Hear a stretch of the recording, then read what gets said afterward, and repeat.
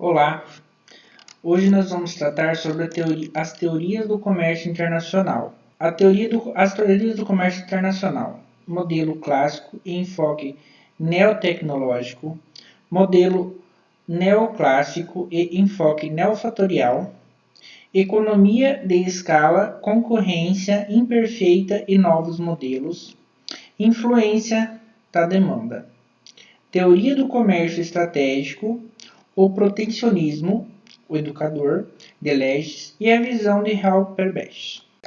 Modelo clássico e enfoque neotecnológico.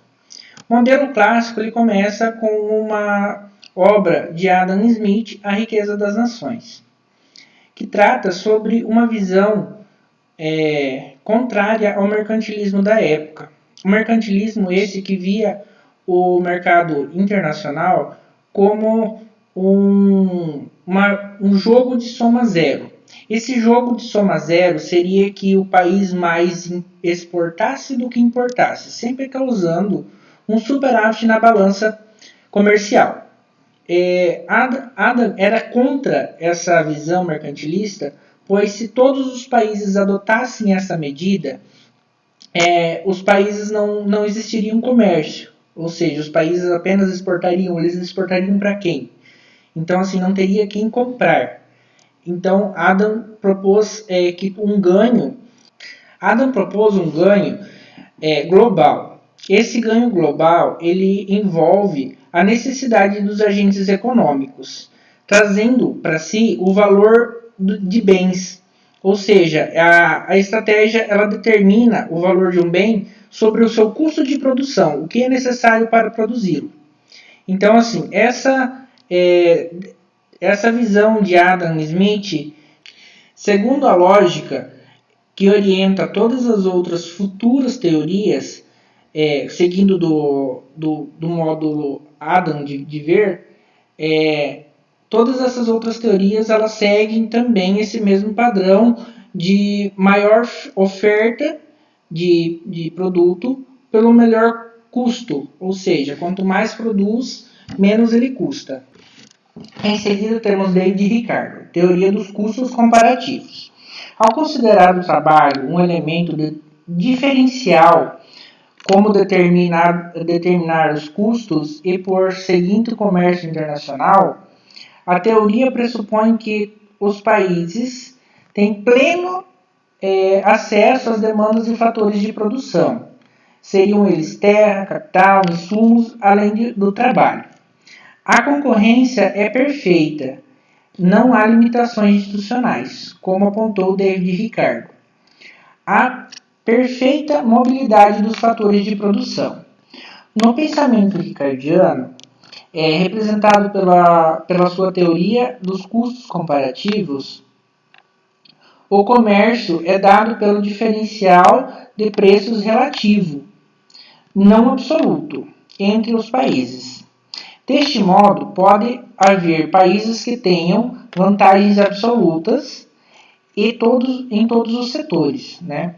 Mas em alguns setores eles terão vantagens relativamente maiores, em comparação, né? Ele vai comparar um setor que tem uma relatividade maior, por exemplo, ele vai suprir os setores que têm uma relatividade menor de alcance dos outros países. Seria o livre comércio. Esse livre comércio ele vai demandar, né, essa ideia de vantagens comparativas, ou seja, o valor não mais absoluto, nominal, mas sempre relativo. Esse relativo determinará o preço do comércio internacional e se baseará na teoria seguinte da defesa do livre comércio. A demanda também tecnológica de um país, segundo Ricardo, influenciaria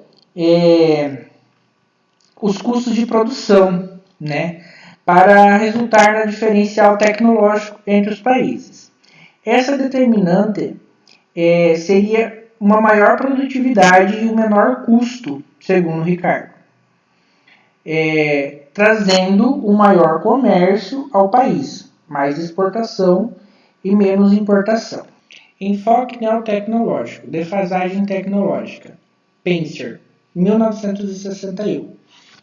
O modelo de defasagem tecnológica argumenta-se que o processo de inovação tecnológica gera uma comparação e influencia o padrão do comércio internacional.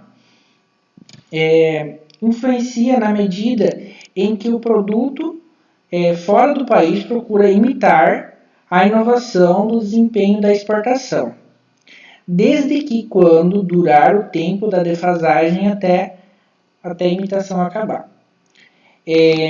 Agora o segundo vai tratar do ciclo da vida do produto, de Vernon, de 1979. O modelo do ciclo da vida do produto foca a diferenciação do produto, que afeta o desempenho do comércio exterior de um país conforme os 3 estágios do ciclo da vida de um produto: inovação, maturidade e padronização. Na primeira, que é a inovação, a localização do produto registra-se aos comércios de alta renda, né? Ele vai, independentemente do país, buscar um comércio em que sempre a renda esteja mais alta, ou seja, focados na classe A. A inovação sempre será voltada a essa classe, a classe que tem mais recursos para adquirir essa inovação.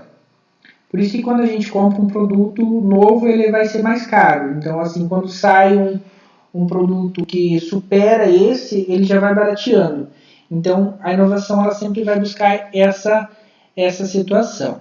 A maturidade nas exportações passam a direcionar para outros países, né? Na maturidade dessa exportação, ela já direciona para outros países e que, no caso, quando busca, no caso seria a terceira, a padronização, ela já está em outros países, né? Esses outros países, independentemente de sua economia, ele reavalia, né, o sistema econômico internacional e faz um diferencial de custo, buscando o fator determinante e comparativo entre as economias. Modelo neoclássico. O modelo parte da suposição de igualdade tecnológica entre os países, para argumentar que o que determina as vantagens comparativas seriam as diferentes adoções, abundância ou escassez de determinado produto. No caso, se eu tenho mais abundância em ferro, eu vou exportar mais. Se eu tenho escassez, eu vou importar mais. Nos fatores de produção, terra, trabalho e capital. Entre os países e os diferentes preços desses fatores no mercado internacional. Enfoque neofatorial. O enfoque neofatorial, ele buscou enfatizar a influência de recursos naturais e do capital. No caso, a influência de recursos naturais, Wernicke, de 1963, e o capital humano, de Kesling, de 1965, como determinantes no comércio internacional. Economia de escalas e economia perfeita de novos modelos. A economia de escala é aquela em que amplia as funções de produção. Exemplo, amplia os fatores de produção, como por exemplo as máquinas, o capital e o trabalho, obtendo-se um aumento na quantidade produzida, sem aumentar proporcional o custo de produção. A demanda. A demanda analisa como determinado comércio internacional de bens tem 3 hipóteses: pressão de demanda, similaridade e preferência de definição de características. A teoria do comércio estratégico e o protecionismo educador de Legges e a visão de Raul Prebisch. Leges, que em 1841, influenciado pelas ideias de Fichte, desenvolveu um protecionismo não quanto aos fins em si mesmo, como pretendia Fichte, mas em um protecionismo com meio para a estruturação econômica necessária a que países finalmente concorressem no livre comércio. Outro conceito importante é a sua crítica individual cosmopolita, de Adam Smith, autor lá do nosso começo do neoclássico, né? Do neoclássico, tá certo. E por extensão de todas as bases teóricas neoclássicas clássicas e neoclássicas. Desculpa. Essa característica é essencial para que eles desenvolvessem uma orientação mais estratégica e nacional, interessada para as políticas econômicas, desvinculando as de um protesto compromisso científico, que era o pretexto ideológico autorregulação de mercado. Mas essa ideia protecionista irão encontrar uma repercussão maior em mais recente, no caso assim de Raul Prebisch, né? Ele reescreveu algumas coisas que Adam Smith trouxe em 2000, que ele desenvolveu uma teoria voltada às críticas, a criticar, né, a essência de pensamentos clássicos e neoclássicos, ou seja, de que o comércio internacional gera ganhos globais. Esses ganhos globais eles voltam-se para que todo o país possa comercializar. Todo país tem livre comércio. Ele tem mais abundância de comércio, ou seja, ele já tem um produto que tem abundância, ele vai exportar mais, e se ele tem escassez de um produto, ele vai importar mais. Esse seria o clássico, né, e o neoclássico traduzido por Raul Prebisch. Isso é só por hoje, tá? Eu agradeço, peço desculpas por alguns equívocos, mas eu fiz o meu melhor. Muito obrigado.